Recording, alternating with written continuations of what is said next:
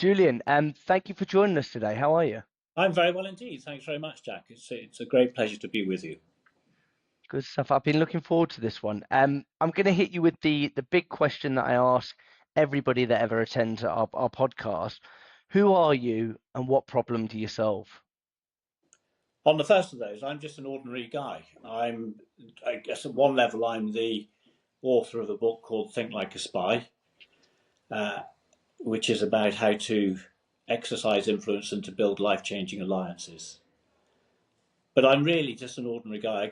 I was born and brought up in what was then the poorest postcode in the UK, or has been described as such, which was in inner city Birmingham.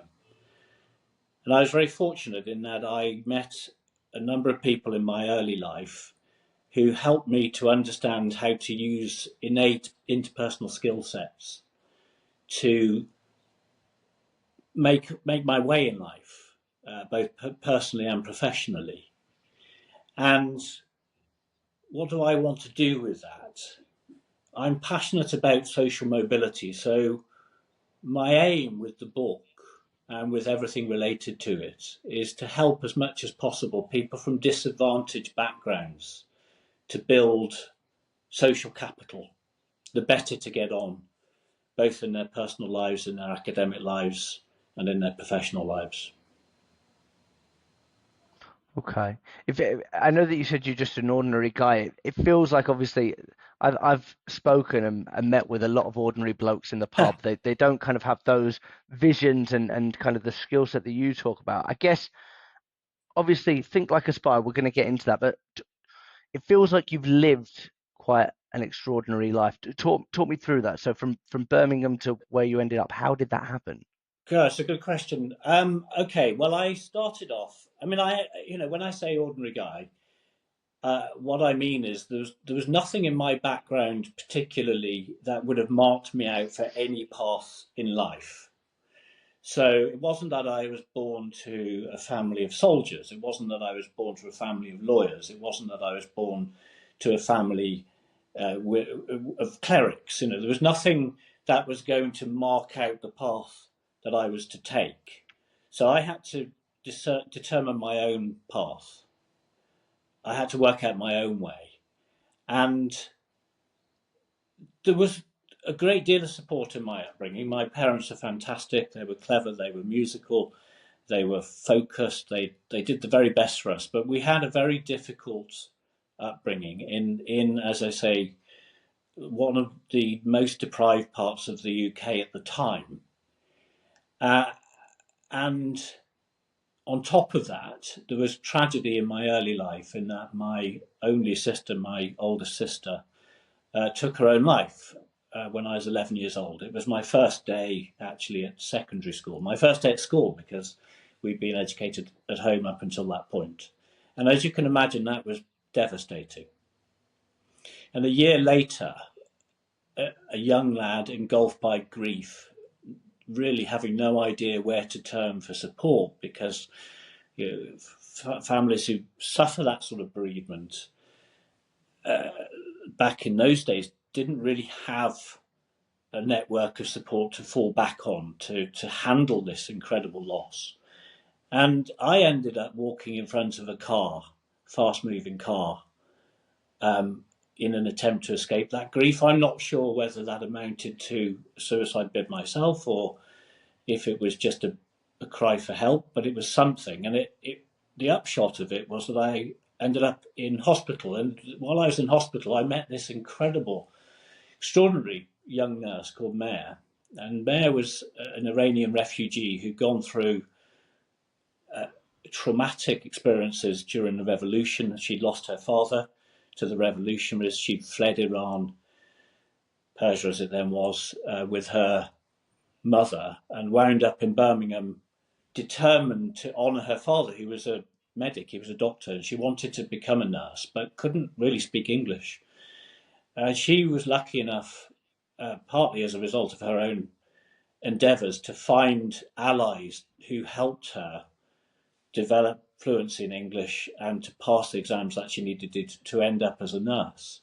And she one day said to me, Kuchulu, it's a Persian word for little one, the most important thing you'll ever have in life is good allies, and never forget that. And I never have. And from that day forth, I, inspired by her story, sought the allies, sought the mentors, sought the relationships which would get me on in life. And I was lucky enough through that to end up at Oxford University, where I read PPE, surrounded by polished products of fee-paying schools, which I certainly wasn't. And from there, went on to work in the city in a company or firm called Cazenove and Company, which was one of the last really blue-blooded stockbrokers in the early 1990s. And from there into the diplomatic service, and on from that into a fantastic career in private intelligence, working in Africa. And every step of the way, I have been fortunate to have on my side some incredible mentors, some incredible allies who were teaching me, without me even realizing it, to think like a spy, to use a skill set that spies use day in, day out to achieve incredible results.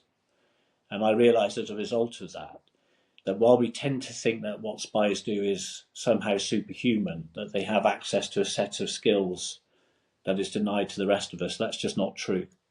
The reality is that they use a set of interpersonal skills which can be learned by anybody, practiced by anybody, and perfected by anybody. And more importantly, turned to use in personal and professional settings. And that's why I ended up writing the book Think Like a Spy, because I wanted to draw on that experience, my own life journey, as it were, and I hope to inspire young people, particularly young people who find themselves from underprivileged or disadvantaged backgrounds. So sorry to hear about some of the things you went through, Julian, because it sounds like you had quite a difficult childhood. It feels like there was a real sliding doors moment there, where like Yes, things happened that kind of changed your whole trajectory. I guess the people listening now will have so many questions about this story, but I guess when you first kind of sought out to find those mentors, those allies, what was the first step? And I'm sure there's experiences that you've had where that their words kind of ring true with you on a daily basis. I'm not sure I could pinpoint what the first step was. There was a realization, driven by Mayor's comments, that I didn't naturally have that social capital which some people have, and we'll talk a little bit about what I mean by that. And that it was necessary, if I was going to do the things I wanted to do, storm the bastions I wanted to storm, go to the places I wanted to go, that I'd have to find my own network, as it were. I wasn't entirely on my own. My parents, as I say, were extraordinarily clever, thoughtful, imaginative people, but I wasn't able to pick up the phone and get that internship. I wasn't able to turn to my parents or uncles to get the first break. And there was, I think, a dawning realization rather than a light bulb moment that there's a lot of truth in that old saying that it's not what you know, it's who you know. And I came to realize that the really important aspect to that is you can determine who you know. You have some influence over that second bit of that equation. Mm, And it was a realization that people genuinely and generally want to form alliances, and genuinely and generally want to be supportive. And it's just a case of identifying who you can build those alliances with. And by that I mean collaborative endeavours rather than exploitative endeavours. And what might drive them to support a young person who's looking to get on in life. So it was, I wouldn't say it was, Mayor's comments absolutely made a difference. And of course, that's the sliding door moment. But beyond that, it was more of an iterative process. mm. Like like it sounds a little bit like there's not necessarily a seat at the table, so it felt like you were like, okay, well I'll go out and I'll build my own table. Um, I like that. Yeah, you've absolutely. you've It alluded was. to this skill set that you've learned through from mentors throughout the years. Like I'm sure people will. What does that consist of? So if I'm somebody that wants to go out there and start building, maybe I'm a young man that wants to start building Hmm. incredible relationships. How do I do that? Okay, let me tell you a story to illustrate one of the points. And the book lays out 9 separate skills. And I don't think it's worth me going through each of those separate skills in turn because I think that would be a little turgid for your listeners. But it's definitely worth me telling you one story to give you a flavour of what I'm talking about, and we can take it from there. It was when I graduated. I was not having a great deal of success in interviews. I just couldn't really manage interviews for one reason or another. You know, I'd done quite well at building certain relationships. I got a fairly good degree. I presented, I think, quite well, and I'd sort of reinvented myself for the workplace. But for some reason, every time I got to an interview, it just didn't work. I couldn't quite break through. And at the time, I was making ends meet by doing a little bit of painting and decorating at a place where my father worked as a manager of a sort of cultural space. And there was a chap called Mr. George. And Mr. George was, in many ways, like me. You know, he was an unremarkable person on the surface. There was nothing particularly about him that would make you pick him out as an ally, as a mentor. But there was something about him which I couldn't quite put my finger on, and I used to turn to him a lot for advice and support. And there was one particular day, and I just had my latest rejection from a job interview. And a friend of mine and I had been out the night before celebrating his getting on to winning a place for a doctorate. So I was feeling particularly low and particularly hungover as it happened. And I went to sort out Mr. George, and I explained what was bothering me, why I was feeling so down that day. And he said, right, okay, your problem seems to be the interview stage. He said, so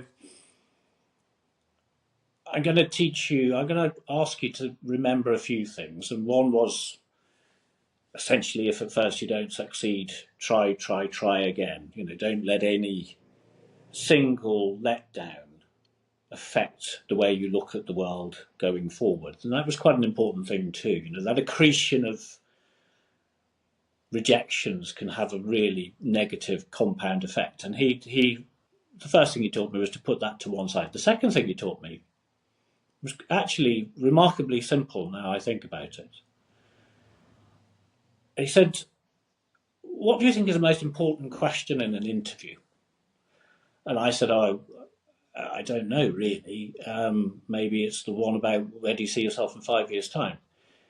And he said, no, absolutely not. He said, the most important question in the interview is when the interviewer says to you, do you have any questions for us? And how do you answer that, Jules? And I said, well, I normally say, no, I think we've covered everything. He said, well, that's not the right answer. The right answer is you ask them questions and you show interest in them. So that's your opportunity to do two things: to show you really want that job, and secondly, to show that you're interested in them as a person.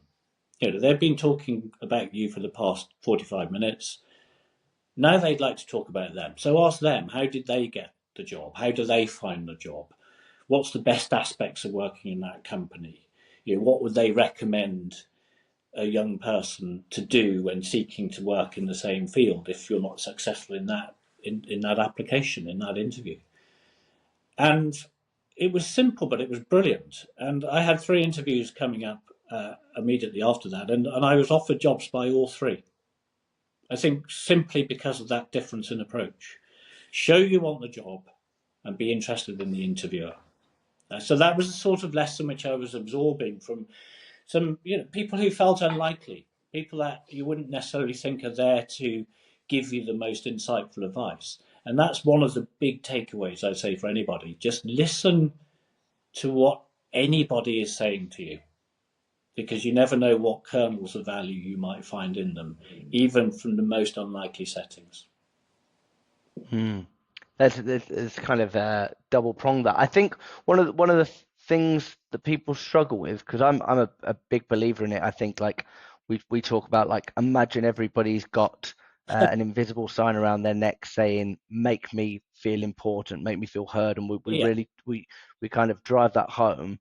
I guess how do you how do you this is going to sound like such a stupid question, but how do you do that genuinely where it's not just for your own need and for your own sake?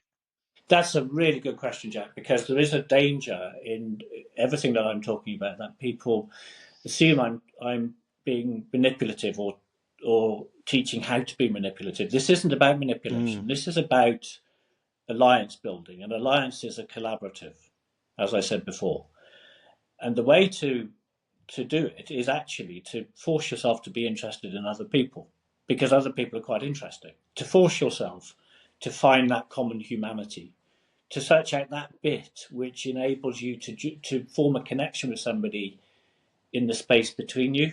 I know this is where I start to sound a little bit religious, but I'm not, believing me. I do believe in something that I call a soul. And what I mean by soul is precisely that bit that is between us, which enables us to forge connections without there being a physical connection. It's that ability to, it's like I always say about writing, it's this amazing magical thing that I can sit at my desk and think up something completely extraordinary, different.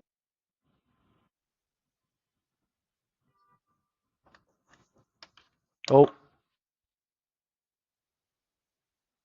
said that you've got a call coming in. I'm not sure what that was. Did that interrupt the last section? It did go from the how amazing writing is. Okay. Um, do you want to start now? Will you cue me in? Sorry. Um, yeah, three, two, one. So one of the things, for instance, that I think about writing is that it's an amazing experience because I can sit at my desk and come up with extraordinary, different, original ideas. Whatever. Maybe they're not so original. I can describe something that I'm looking at across the room, and I can implant that into the mind of somebody else thousands and thousands of miles away in different cultures and with different outlooks. And if you think about it, that's quite a magical connection. And that's what I mean by soul. It's that thing between that links all humans. So you asked me how one engages genuinely with other people. My answer is by recognizing the shared humanity that we all have, by recognizing that we are all in this quasi spiritual way linked, and we are all able to learn from one another. And another way of looking at it is the 6 degrees of separation. I know that's talked about quite often, but we are all ultimately linked. And a recognition of that and an embracing of that, I think, can make a really big difference to the way in which you interact with people. Because there's a commonality there which is there to be explored. And more important, perhaps even than anything else I've said, is by understanding others, you can understand yourself better too, and it becomes a really positive, iterative loop. So, how do you become genuinely interested in people? The answer is be interested in people. Okay, so it feels like it's with this what you're talking about. It could feel to someone that this is always going to be a thing, and people would say, well, that's just the way the world turns. I guess how are you how are you looking forward and I guess making change? What's the plan? Do we see a future where it can be split evenly, where it is fair? Sorry, are you asking me from a political perspective? How do I see it working out for the country or for the world? Or are you asking me from a personal perspective? Because the answers are different. From a personal perspective, I'd like to get Julian's like your grip on this. Um, the answer to it is that it's about you summed it up very nicely a while ago. If you're not invited to the table, build your own table, and then populate that dinner party with the people that matter to you and to whom you matter. So part of that is about reinventing yourself, I'm afraid, and that's where I talk about cover in the book. It's not about pretending to be somebody you're not. It's actually tapping into those bits of you that are part of that Rubik's Cube of personality and presenting them in a way that makes you attractive as an interlocutor, as an ally to others. I talk about in the Harry Potter movies, Sirius Black at one point says to Harry Potter, we all have light and dark within us, and what distinguishes us is the way that we use those, or words to that effect. And I would go further than that and say that in all of our personalities, we have a multiplicity of traits. And we tend to have a belief that we are who we are, and it's fixed for your life. And I absolutely reject that. I refute that absolutely. I think you can change the way that you interact with the world. And that doesn't mean that you're not being genuine, because the only way that you can do it, the only way you can do that in a way that is satisfying and effective, is to be authentic to yourself. So you have to tap into that part of yourself that perhaps you haven't realized was there, or you haven't properly presented to the world. And can I tell you another story about that, which I Please. write about in the book? So again, this is going back to my very early years. Having had the experience of going to hospital and having a very close brush with death. I mean, literally, you talked about a sliding door moment. When I landed on the other side of the road, having been hit by a vehicle, if there had been a vehicle coming in the opposite direction, I wouldn't be sitting here having this conversation with you today. So thank God that didn't happen. And what those experiences did to me, I'm afraid, to a certain extent, was to build quite a hard shell. And so, yes, at one level, I was looking around and building alliances and relationships that I think I thought might be helpful, if that's the right word. As I've made my way through life, educationally and professionally, and so on.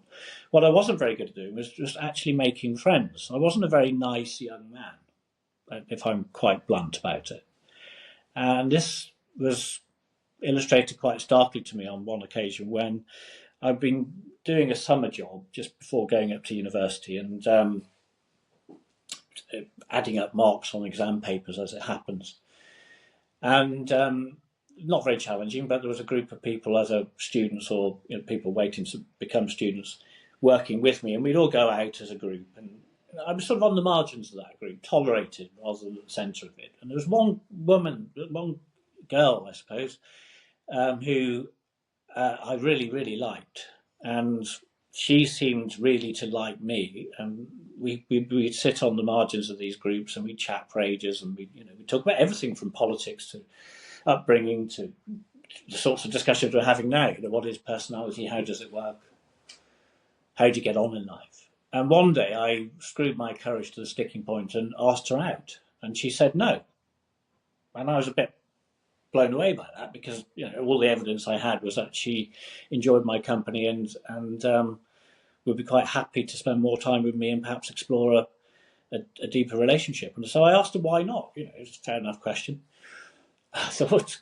And she said, well, because you come across as not very nice. And she said, you might be quite interesting. You are quite interesting. I like having conversations with you. I like hanging out with you, but you just don't come across as very nice. So I took that away, and as you can imagine, at that sort of age, brooded on it for a long time. And then I realised that she'd said something quite interesting in the way she put it. She said, you don't come across as very nice. I thought, that's interesting. Does that mean that we all have it within us to be nice? So I looked around at people that I knew were decent characters, nice people. And I observed how they behaved. And then I imitated them. I drew on my observations of what they did and took their traits and personality aspects and characteristics and put them into my everyday life. And what happened was quite magical, because I thought it transformed my personality, because I think I went from being not, I thought I went from being not very nice to being very nice, or being nicer. Let's not be presumptuous. But in actual fact, all I was doing was tapping into a part of my personality that I'd hidden. And this is where I talk about personality cover. It's not quite the right phrase. It's not cover. It's just presenting yourself in a way which is probably better for society, probably better for your community, and certainly better for you. And a year later, I met this woman again, and at a party, quite coincidentally. She was with her boyfriend. She started seeing somebody at university, and at the end of the evening, her boyfriend had left because he was travelling on holiday the following day with his family. And she came over to me and she said, "You are absolutely transformed. You're not the person that you were a year ago. Would you like to go out for dinner?" And I said no, because I wasn't going to do that to her boyfriend. Because and the fact that I said no came from a genuinely different part of my personality than I would have been tapping into the year before. Does that make some sense? It's like, so Yeah, yeah. we can use what we have at our disposal for good or for bad, and it's up to us all to decide which way we're going to go. I love that. And if you had have said yes, well then it wasn't genuine. It was a facade, which meant, do you know what I mean? Like Yeah, you put an outfit on, and that wasn't the goal. It was like, how do I think that's brilliant. Like yeah, I think we're exactly. The whole point of that story is at the end I said no, because it could, by adopting the cover, if you like, in inverted commas, I could have achieved my aim if my aim was to have a relationship with her. But actually, my real aim, which I hadn't even realised at the time, was genuinely to become a better person. mm, I heard something, it's like a beautiful mindset thing, and it's called like the as if effect. And it's like, well, I'll just act. So what is somebody that's brave? So obviously we've got people that are on the phones every day. It's like, well, what is somebody that isn't scared of rejection? What happens if I act as if I wasn't scared of rejection? Then Absolutely. ultimately you start to, and confidence is competence, you start to lean into that, and everything's a remix in life. We know that, like, um, I think that's absolutely right. I mean, we hear the phrase "fake it till you make it." I would adapt that phrase and say "fake it until you become it," mm, and that can apply in many different contexts, as you say. If you are not the most confident person, you're still capable of walking into a room and engaging with anybody in that room if mm. you just do it. And I don't think that is actually faking it. I think it's, you'd be amazed, and it's taken me a long time to realise. I mean, I'm getting on a bit now, I'm 54. It took me a long time to realise that most people in a social setting are quite uncomfortable. There are very few genuinely extroverted, confident people out there.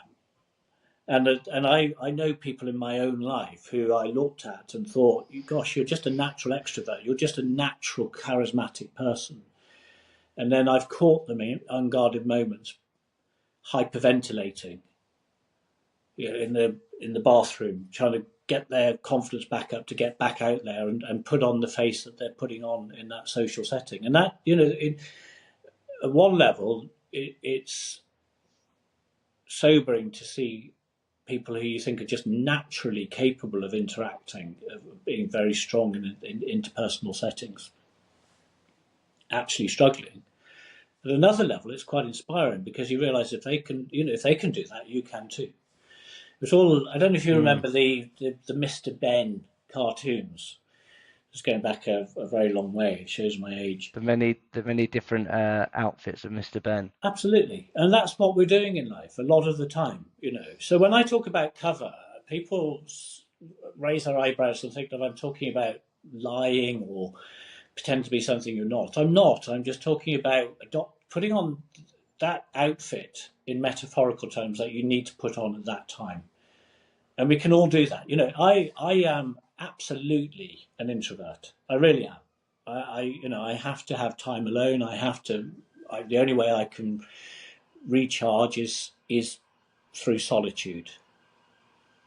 But I thought to myself for many years, given the jobs I've done in government and in the private sector, I believed I was an extrovert, and that's ridiculous. It was only when I took the Myers-Briggs personality test that I realised that I was anything but.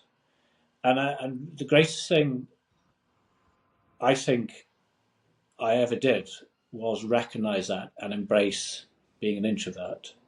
Because in the past I'd been inclined to think of introversion as a bad thing, but it's not. It's just a personality trait.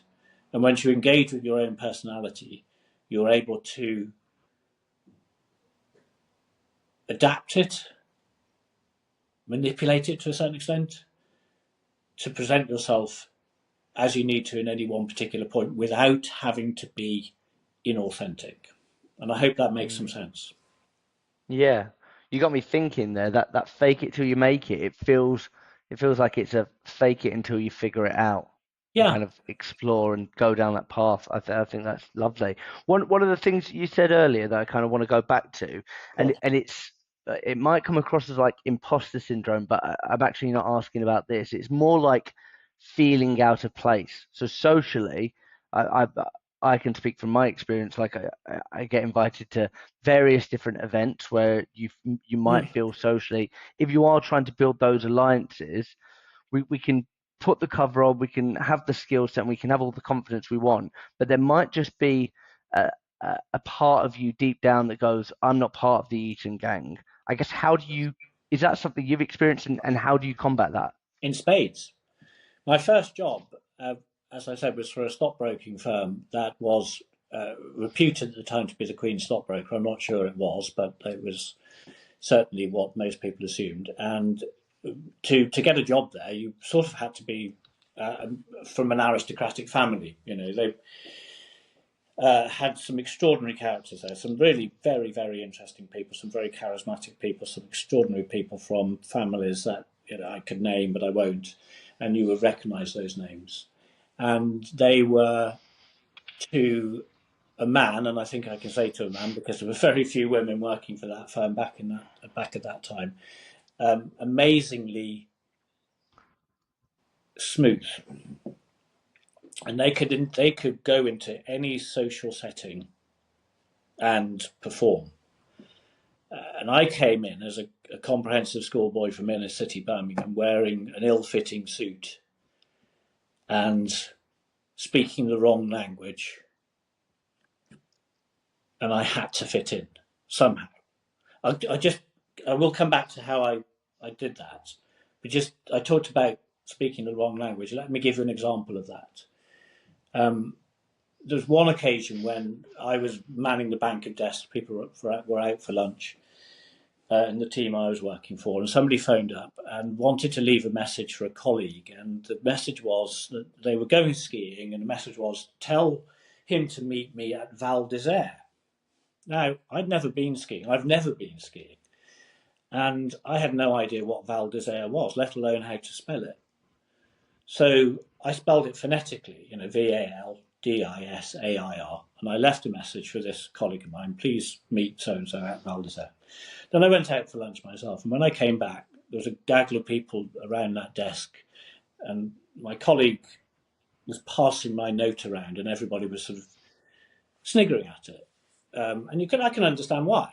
I was completely out of their ken. They just couldn't. It wouldn't have occurred to them that somebody could come into their clique who didn't know where Val d'Isere was, and worse, didn't go to Val d'Isere every year with that social group. So I literally didn't speak their language. I certainly couldn't keep up with them when it came to, somebody once said to me, you must be from the Fisher family in the Midlands. I'm like, well, yes, I am. But I've no idea what you mean, but I definitely am from the Fisher family in the Midlands. And it was that sort of thing, you know. I couldn't keep up with the connections. I couldn't keep up with the holidays. I couldn't keep up with where they moved as a shoal of people with a particular social background. So what could I do? I tell you what I didn't do, and that was pretend to be one of them. I saw people who did, and actually, I think they were some of the saddest characters. And I don't mean that in any particularly pejorative way. I mean it really by Mm. saying I felt sorry for them because they were desperately trying to be something that they weren't. And I liken it to a glass partition. You know, it wouldn't have mattered had I risen right to the top to the partnership in that firm. I'd have always been looking through a glass partition, you know, my Mm. version of the glass ceiling. So I was never going to be one of them. So there was no point in pretending to be one of them. Now, how does that square with tapping into those aspects of your personality that you need to thrive in a particular environment? It actually fits very well, because what I did was tap into those aspects of my personality, which included social vulnerability, and I let it show. You know, that's important sometimes, to let your vulnerability show. I let them know that I felt privileged and awkward to have wound up in this organisation to which I did not belong. And you know, years later, I'm invited to their annual lunch, and I go back and I engage with people there, and I still have that sense of imposter. I still have that sense of I'm not part of this. But I have great friendships from that firm, 30 years on, and I think the reason I do is because I was true to myself. Yes, I perhaps massage the way in which I speak. I mean, you probably don't see much of a trace of a Birmingham accent. It's there, but I suppressed it. Perhaps I'm not so proud of that aspect. Yes, there are parts of me which perhaps I have purposely downplayed. But in the end, most importantly, I think I've always been true to who I am. And I think they respected that too. Julie, this has been a beautiful conversation. I feel like that's the perfect note. I could talk to you all day.